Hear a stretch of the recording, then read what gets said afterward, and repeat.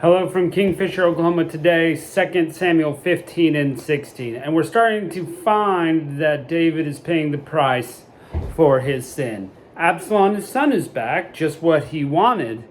But Absalom begins to want some power. He drives a chariot, has people running in front of him. Like a king, he sits at the gate and tries to win the hearts of the people. And to an extent, he's very successful. Well, things seem like they're steamrolling Absalom's way, and David's people are starting to panic, so they leave. They leave Jerusalem. They run into hiding, as they had done before, to save David's life, and a lot of people go with David across the river and into hiding. David leaves 10 of his wives, though, to keep house, so to speak, and this will come to play in our story. And all does not go well as David is traveling. He's cursed by Bahurim, one of the family members of Saul. And David allows himself to hear the curses and not do anything about it. Then Absalom takes some of David's concubines to the roof and completes what God's prophecy against David said. What you did in secret will happen to you in broad daylight. And that's exactly what happens. Absalom takes some of the concubines and does that. So what does all this mean? Well, for sure, the cost of sin often makes our life much more difficult than it should be. In fact, I would say most of the time. And there are always consequences for sin. Even when we can get right back into a right relationship with God, our sin still has consequences. And for David here, some interesting one. He's in hiding, and his wives have been taken, and not good. So, anyway, if you can think about it before you sin, just think, I need to avoid these consequences by doing the right thing. And of course, we allow Jesus to have grace and forgiveness on us. Allow might not be the right word. We want Jesus to have grace and mercy on us. So let's check it out. Chapter 15. It came to pass after this that Absalom prepared his chariots and horses and 50 men to run before him. And Absalom rose early and stood beside the way of the gate. And it was so, when any man had controversy and came to the king for judgment, then Absalom called out to him and said, What city art thou? And he said, Thy servant is one of the tribes of Israel. Absalom said to him, See, thy matters are good and right, but there is no man deputed of the king to hear thee. Absalom said, Moreover, oh, that I were made a judge of the land, that every man which hath suit or cause could come to me, and I would do him justice.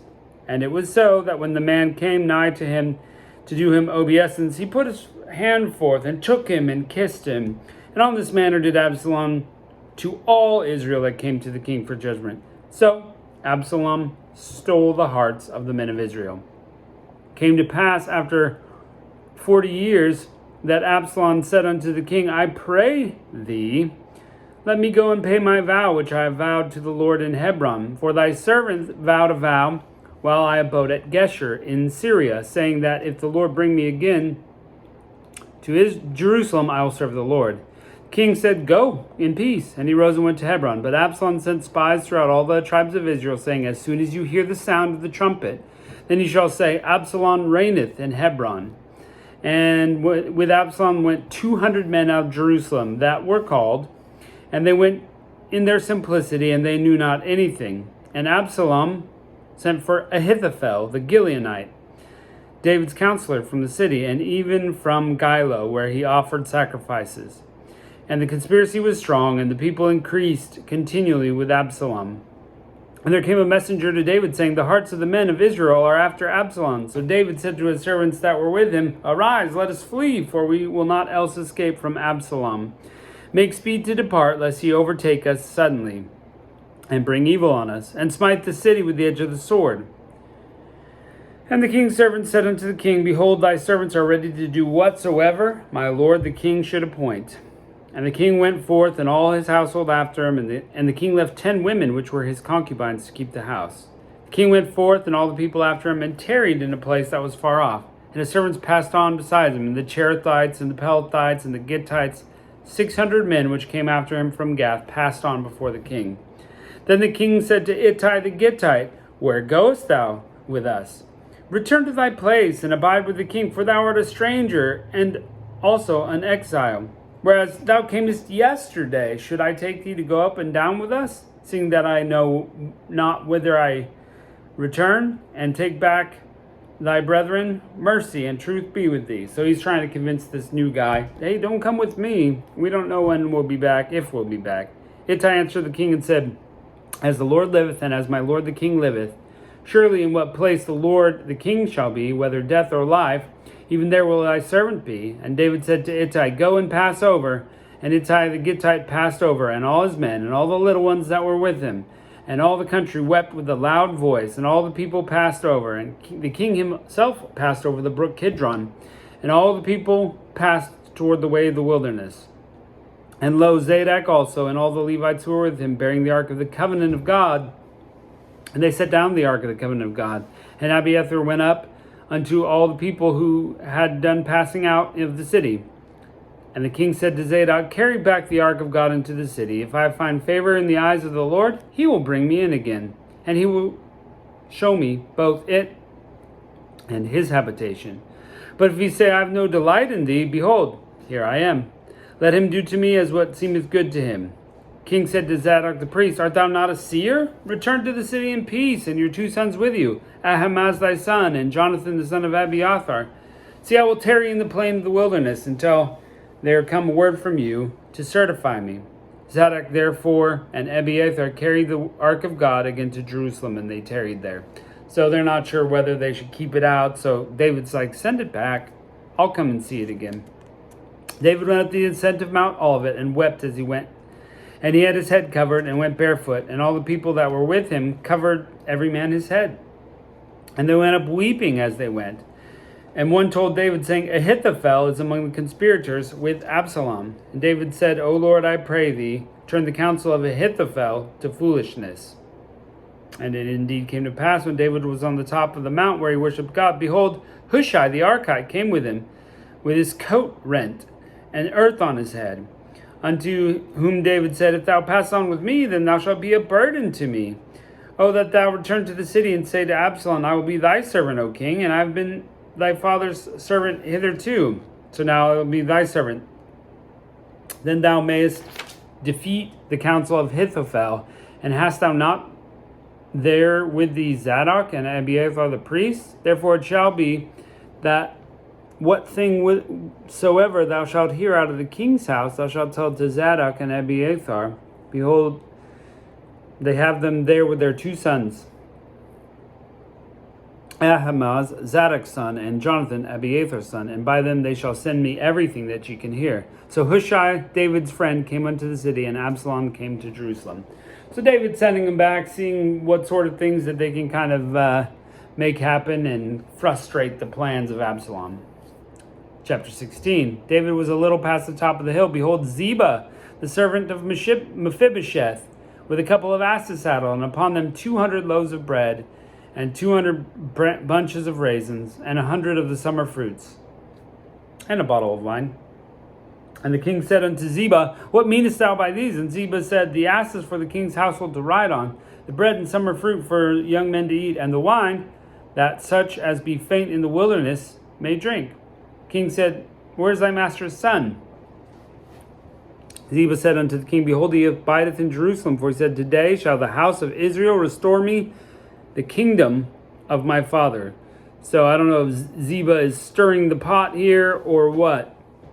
But Mephibosheth seems to be staying there.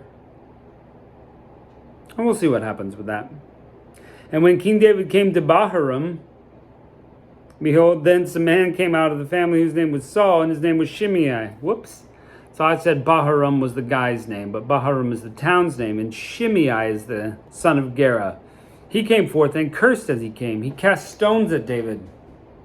All the servants of the king and all the people who were the mighty men on his right hand and his left, and thus said Shimei when he cursed, Come out, thou bloody man, and thou man of Belial. The Lord hath returned upon thee all the blood of the house of Saul, in whose stead thou hast reigned. The Lord hath delivered the kingdom to the hand of Absalom thy son, and behold, thou art taken in thy mischief, because thou art a bloody man. Then Abishai, the son of Zeruiah, said to the king, Why should this dead dog curse the Lord king? Let me go over, I pray thee, and take off his head. Violent. And the king said, What have I done with you, you sons of Zeruiah? So let him curse, because the Lord hath said unto him, Curse David. Who shall say then, Wherefore hast thou done so? And David said to Abishai and all the other servants, Behold, my son, which came forth of my bowels, seeketh my life. That's Absalom. How much more may this Benjamite do it? Let him alone and let him curse, for the Lord hath bidden him. It may be that the Lord will look on mine affliction, and the Lord will requite me good for the cursing this day. And as David and his men went along the way, Shimei went along the hillside over against him, cursing as he went. And he threw stones at him and cast dust. And the king and all the people that were with him came weary and refreshed themselves there. And Absalom and all the people of Israel came to Jerusalem, and Ahithophel with him. It came to pass that Hushai the Archite, David's friend, was come unto Absalom. And Hushai said to Absalom, God save the king, God save the king. Absalom said to Hushai, Is this thy kindness to thy friend? Why wentest thou not with thy friend? He's saying, why didn't you go with David? And Hushai said unto thy friend, unto Absalom, Nay, but whom the Lord and this people and all the men of Israel choose, his will I be, and him will I abide. And again, whom shall I serve? Should I not serve the presence of his son, as I have served in the Father's presence? And so I will be in thy presence. Then Absalom said to Ahithophel, Give counsel among you, and what we shall do. And Ahithophel said to Absalom, Go into your father's concubines, which he hath left and kept house, and all Israel shall hear it, that thou art bored of thy father. And then shall the hands of all that are with thee be strong. So they spread Absalom a tent upon the top of the house. And Absalom went into his father's concubines in the sight of Israel. And the counsel of Ahithophel, which he considered in those days, was, if a man inquired of the oracle of the Lord. So was all the counsel of Ahithophel, both with David and Absalom. So we see we're in a mess here. David's in exile. His wives have been taken up on the roof. And what a mess. But this is exactly what God said was going to happen as a punishment for his sin. He would have the sword in his house, and the thing he did in secret would be done in public. So, again, we need to seek out God and do things his way, not our own way, because sin has consequences, 100%. And that's whether you're a believer in Christ or not, whether you're saved or not, it has consequences. Now, if you aren't saved, if you don't go to Christ and ask for his mercy, if you don't choose to follow him, then your sin has eternal consequences. And that's something you don't want to wait to fix. Christ did the work to fix it, but now your job is to come to him, ask for forgiveness, make him Lord of your life, and live for him. And if you can do that, then your life and build your life on his ways, your life will get better, more blessed, less difficult as you put sin away from you. Well, thanks for joining us, friends, this time, and we look forward to how this is going to go. Catch you next time.